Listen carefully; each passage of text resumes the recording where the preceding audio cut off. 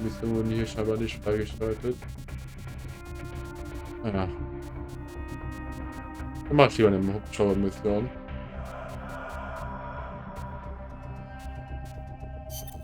Commencing mission. You're in for some heavy combat with this one. Try and make it back in one piece.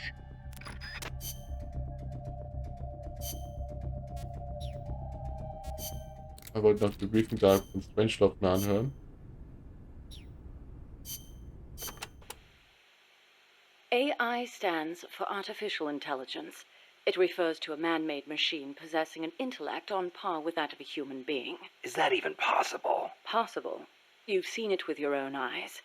What the AI weapons are capable of. How Peace Walker carried out the boss's will in the end. No mere machine could ever choose to sacrifice itself like that. I just can't see how a bunch of circuits and switches could have a will of its own. It's called the ghost in the machine, Snake. And it exists.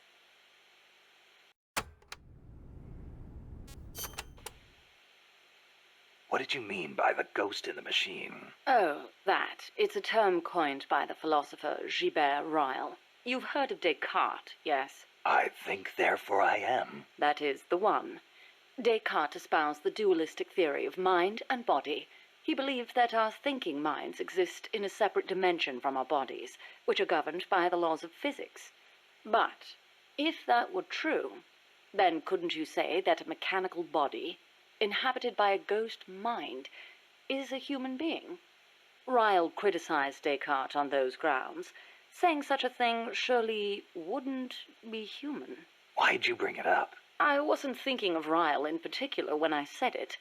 I simply thought that if a person is composed of a machine and a ghost, perhaps the opposite is true as well. Perhaps, by placing a ghost inside a machine, we could, in effect, give birth to a new person. And that was your idea for the boss AI? The moment you ripped the memory board out, the mammal pod ceased to function. It should have been dead. And yet, Peace Walker righted itself, singing a song of peace. I couldn't help but feel that her soul had come to inhabit Peace Walker.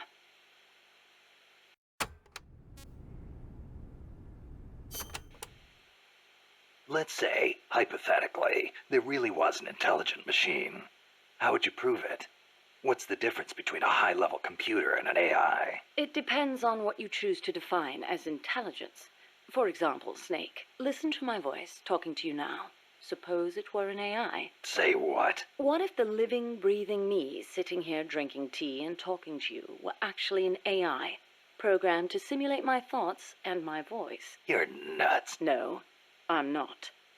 You couldn't prove I was a real human being, could you? It'd be... No. So if an AI is so advanced you can't tell it from the real thing, wouldn't you call that intelligence? I'm not quite convinced. But that's only one way to look at it. It's roughly how Dr. Turing explained artificial intelligence. The test I described is called the Turing test, in his honor. Yeah, well, sounds like a bad joke to me. That singing monster of yours put me through hell. If I never meet one again, it'll be too soon. Shame. And I was about to let an AI take my place in our conversation. Don't even think about it. Aber währenddessen nicht bestimmt was anderes machen. Dr. Alan Turing is known as the father of computer science. It was he who formulated the basic theory of AI. During the war, he worked for GC and CS. The government's cryptology school.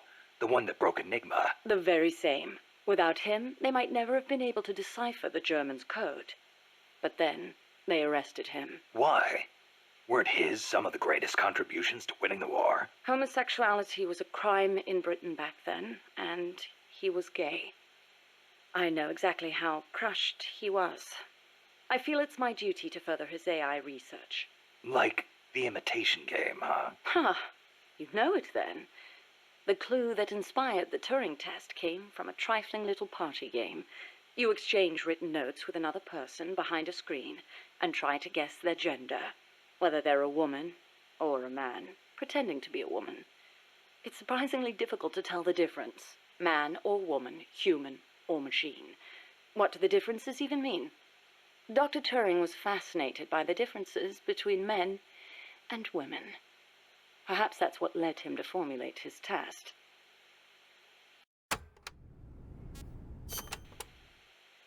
What if you hadn't used the boss as the model for the AI? What do you mean? If the end goal is MAD, it seems like there are more suitable models out there. A military chief of staff, or a nuclear technician, even the president. Patriotism, leadership, good judgment. Each of those qualities is essential when deciding whether to launch a nuke. And she had them all. Wouldn't the president, too? It's not enough. She had the will for it. Will? Let me explain, Snake. Peace Walker is a standalone weapon. It has to decide on its own whether or not to launch a nuke. It can't turn to anyone else for advice. It can't do its job if it's not prepared to take sole responsibility for the fate of the world. I know of no other human being who could bear that burden. That's it? There were technical considerations, of course.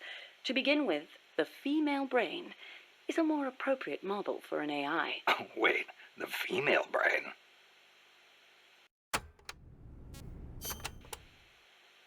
What do you mean by that, modeling your AI after the female brain? Snake, what is the human mind capable of that a computer is not? Being lazy? Interesting response. And not incorrect. But the answer I was looking for was empathy. Empathy? The ability to feel for others, to be more precise. Love for a child. Pity for the weak. Grief for the dead. All of these are particularly well developed in the female brain. That's stretching it a little. On the contrary, it's perfectly reasonable. The male brain, on the other hand, may be well suited for systematic thinking, but it's less able to empathize. In that sense, it's closer to a computer. So if your objective is to make the AI think more like a human... You need to teach it how to empathize like a woman. The novel, Do Androids Dream of Electric Sheep, deals with this very problem. In the book, an empathy test is used to distinguish between machines and human beings. As machines become more and more advanced, our society will gradually become more and more systematic. Our cities will teem with robot-like people, unable to feel for others. We cannot allow that to happen. Computers must learn to empathize. The same goes for humans, only more so. Well, what about yourself? You make these claims, and yet I've never seen you empathize with a real person. It's true. Until now, I was a prisoner of death. It was my intention to die upon the completion of Mammal's development. She was my one reason to live. But you changed your mind. I did. Because she taught me the dignity of living. My eyes are open now. I want to go on living and seeing real people. Huh. I see.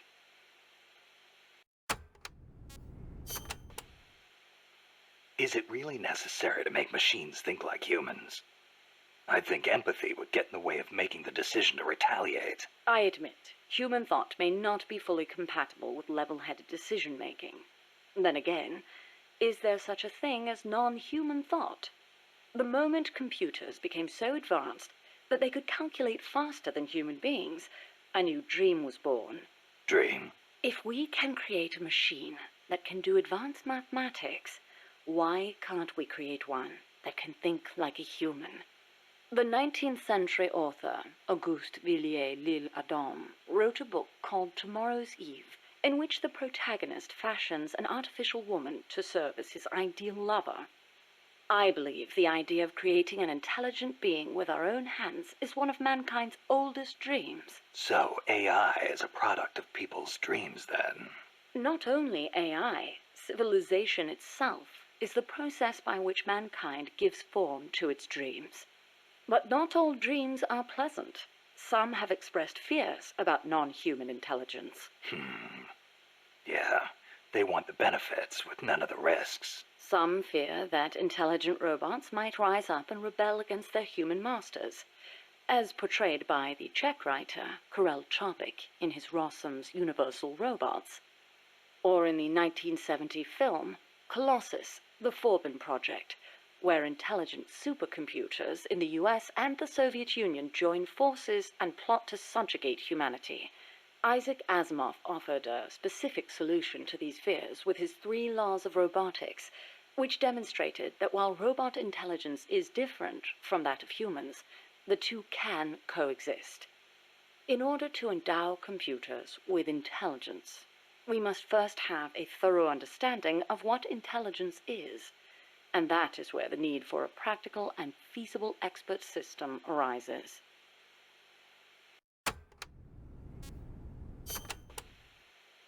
So what's an expert system?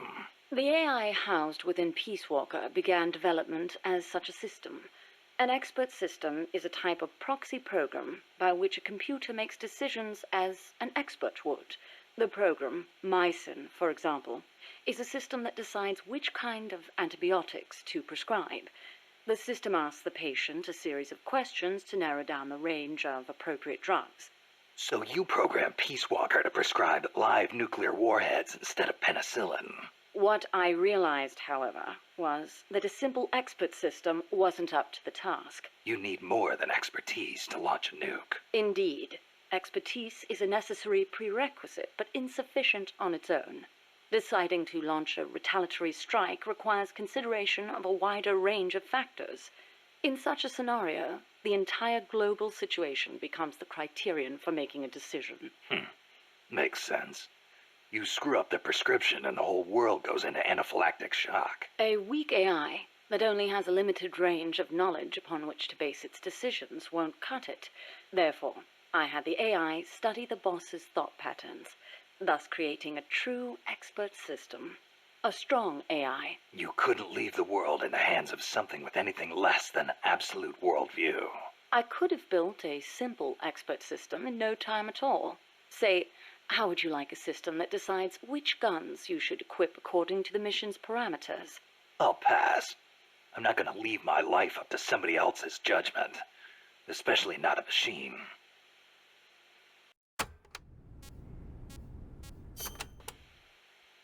With current technology, AI are inevitably enormous in size. But as circuit integration continues to advance, they will become even smaller. As small as human brains, and perhaps smaller than that. And in the meantime, robotics will continue to advance as well, to the point where we can create androids, robots that resemble humans. And then... And then what? Well, I don't need to spell it out for you, do I? Don't tell me you're thinking of making an android imitation of the boss. Surely the thought has crossed your mind as well, of one day being reunited with her? Enough. I don't want any part of it. I see. I didn't mean to offend you. In reality, AI is more likely to evolve in the opposite direction anyway.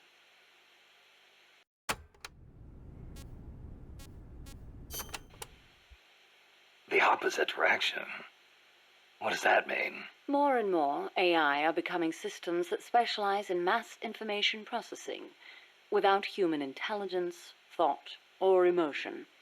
A machine that has no individualism or sense of self, but rather behaves as a collective, exhibiting the qualities of a society. Like a beehive. Yes, it aggregates data collected by individuals and determines how the collective will act, just as honeybees travel between the hive and flowers. The key to achieving that will be networking AI together. I don't know how to say this, but that kind of gives me the creeps. But if your goal is to control society, it's the better model to use. It lets you filter data, disseminate only what you want disseminated. Of course, I myself have no interest in an AI without a shred of life to it.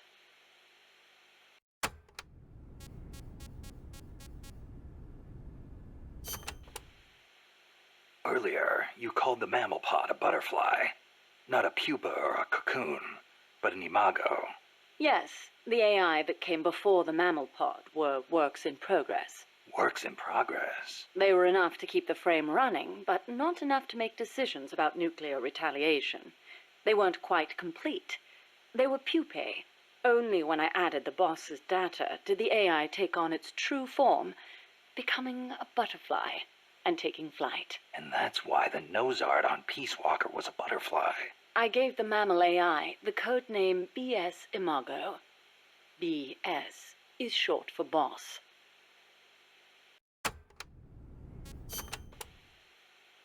Huey called that gigantic unmanned chopper a chrysalis.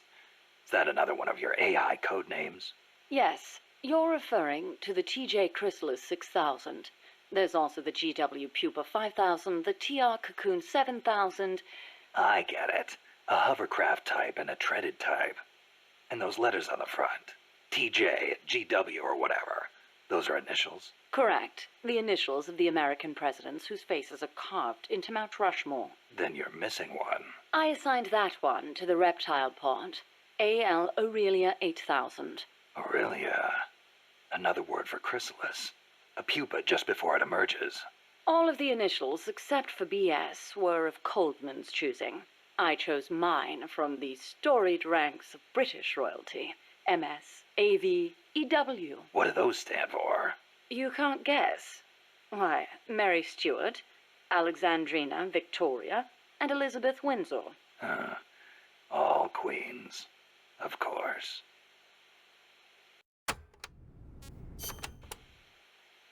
Are you familiar with the film 2001: A Space Odyssey? I've heard of it, but... Of course not. I didn't expect you to be cultured enough to appreciate such things. Yeah, thanks. Anyway...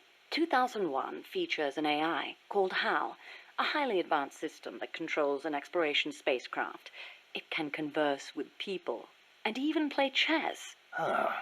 Now where have I heard that before? The way HAL was portrayed was truly superb. How so? HAL is given secret orders that not even the ship's captain knows about.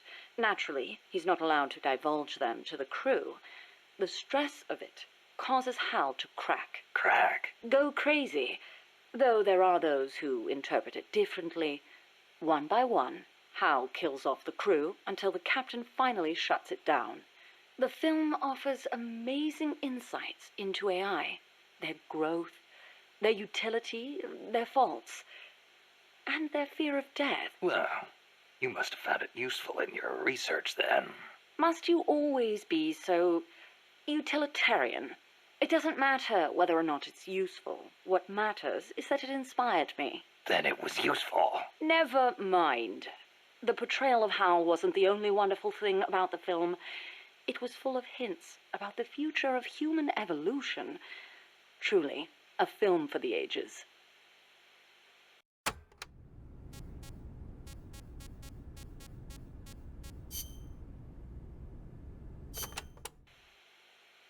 Strangelove, when did you and the boss first meet? Did she ever tell you about what she saw in space? Yeah. I saw the same thing along with her. The Soviets beat America into space with Sputnik, and so America rushed to be first in manned spaceflight. NASA used her as their top secret guinea pig, launching her deep into the cold blackness of space. I took part in the project as a scientist. You were there with her? Yes, for a brief time. We were one and the same, she and I. We sought each other out, completed each other. Did you know that inside every woman there's a universe, and that we are able to sense this in each other? We connected because of our empathetic female brains. As time went on, I began to have doubts about offering such a noble soul as sacrifice. Why did she have to... The flight test was a narrow success, and she miraculously made it back alive. But her mind and body were horribly mangled, and there was nothing I could do for her. We were no longer one and the same. She went away, and I, having nothing else to live for, immersed myself in AI research, hoping that no one would ever have to make her sacrifice again. I never knew. It's not really worth knowing. We were ships passing in the night, that's all. Perhaps someday I'll tell you the long version, if you're interested.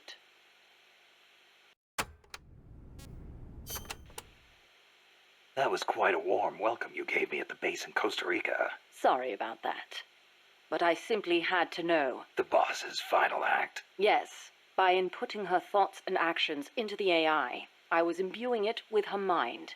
The only thing I couldn't understand was her final act. Operation Snake Eater. Official history says she betrayed her homeland and defected to the enemy and was killed by you. But it didn't make sense. The boss would be the last person on Earth to betray her country. It was logically inconsistent. It was, wasn't it? That internal inconsistency prevented the AI from activating properly. Just as Hal malfunctioned in the film, I understood the reasoning, but I had to have proof. Proof of her final act, her true intentions, one way or another. So you tried to squeeze it out of me, huh? As a matter of fact, I did. Your silence was the very answer I was looking for.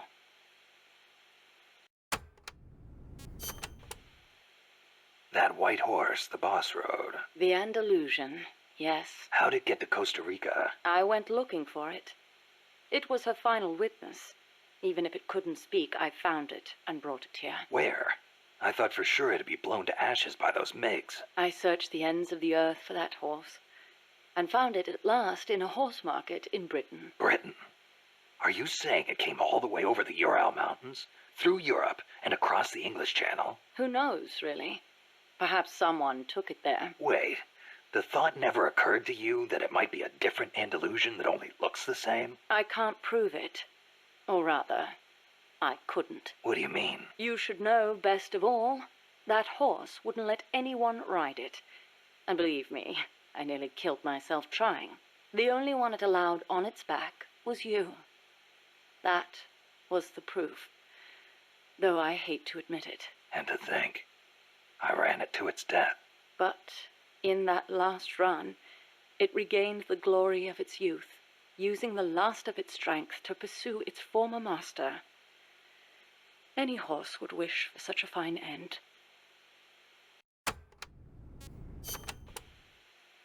What do you make of Peace Walker's final act? I recreated her thought patterns exactly. It was exactly what she would have done.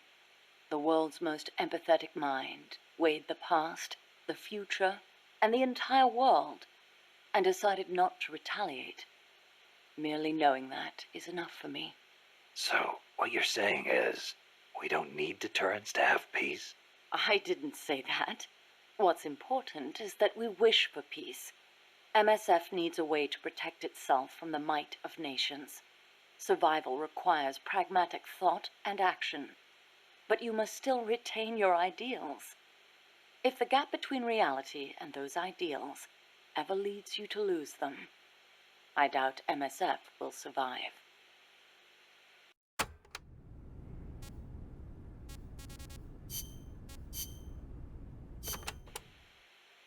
Strangelove. Is that a code name? No, just a nickname. Don't tell me you don't recognize it.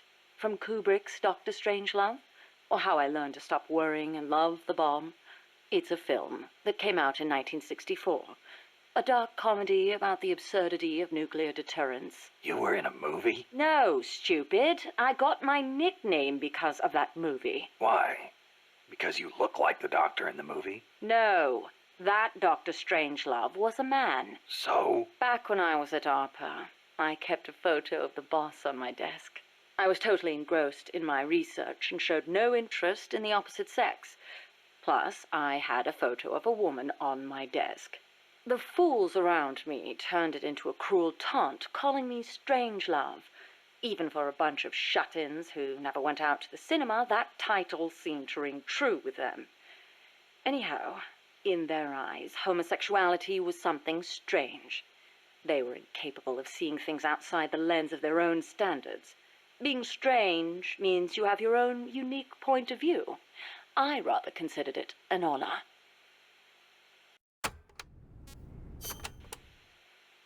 So, you were with ARPA before you came here, huh? Yes, back then it was really the only place I could make a living from my AI research. And before that? I started out at NASA. That's where I met her. When Boss went into space? Yes. It was that incident that turned me away from aerospace engineering. Space is entirely too hazardous a place for human beings. That was why I felt an immediate need to develop AI. As it turned out, rockets later became much safer, and mankind reached the surface of the moon. In any event, it was a hollow Cold War victory. When you get down to it, a nuclear missile is just a rocket with a nuclear warhead strapped to it. Thus, taking the initiative in the space race was tantamount to a military show of force.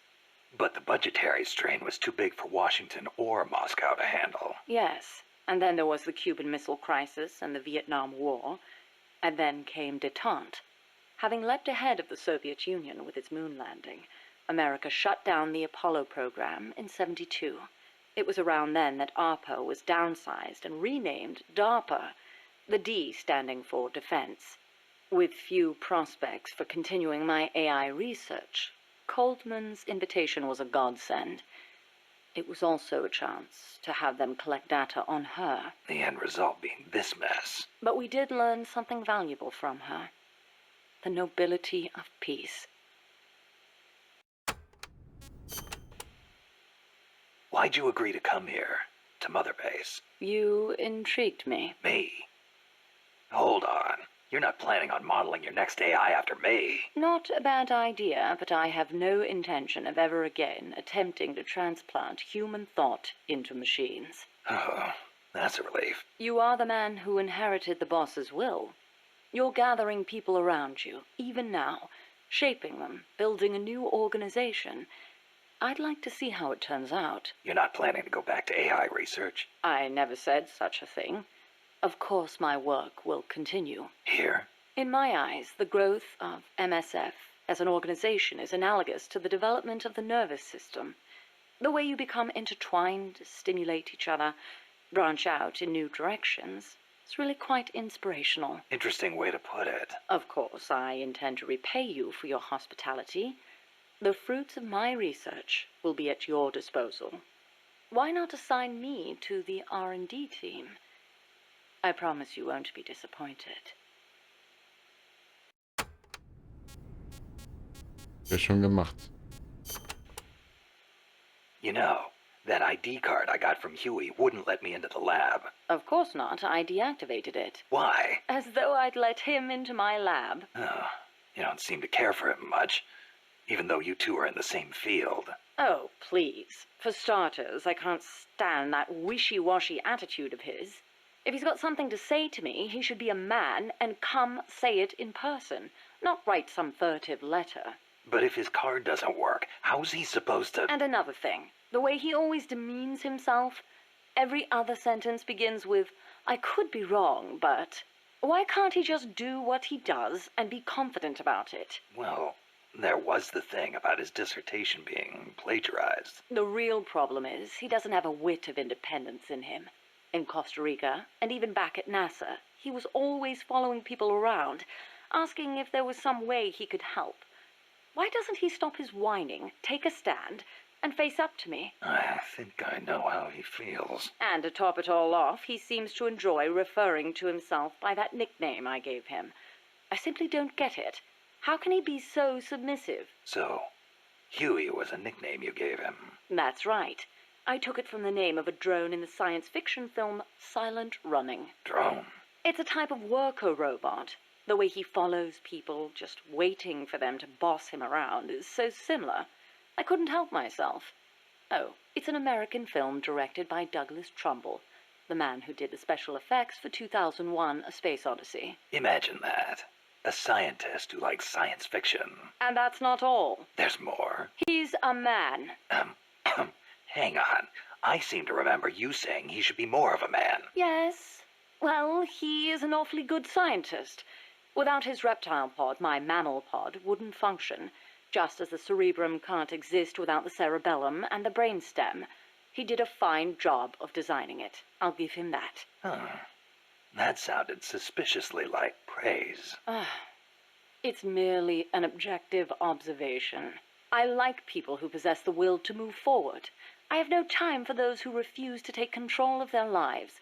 Until he does, my opinion remains the same.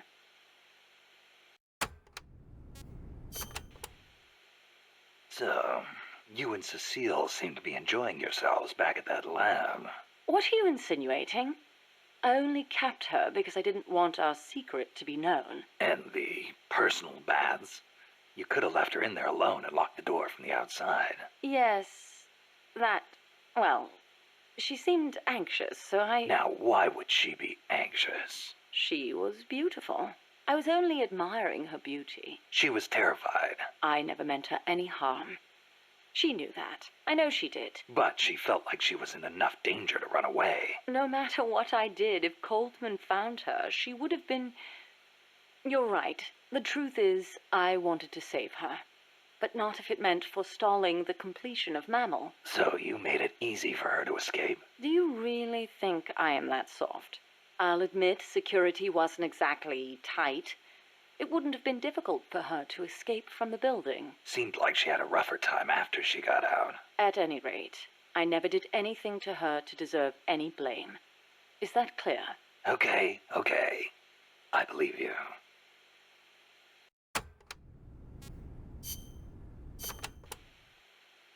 Huey's probably mentioned this, but just to be clear, there's a limit to the parts we can produce here at Mother Base. Therefore, I've built Zeke's AI using memory boards you pulled from other AI weapons. Will that work? In the human brain, individual functions are spread across multiple regions. The same is true of AI. Multiple parts sharing the same function interlink to strengthen that function. For example, the more sensor memory boards you have, the greater Zeke's search and detect capabilities will be. Install more movement boards, and you'll increase its mobility. Meaning the AI's capabilities change depending on how much memory we give it? Exactly. The more boards you install, the more powerful a function will be.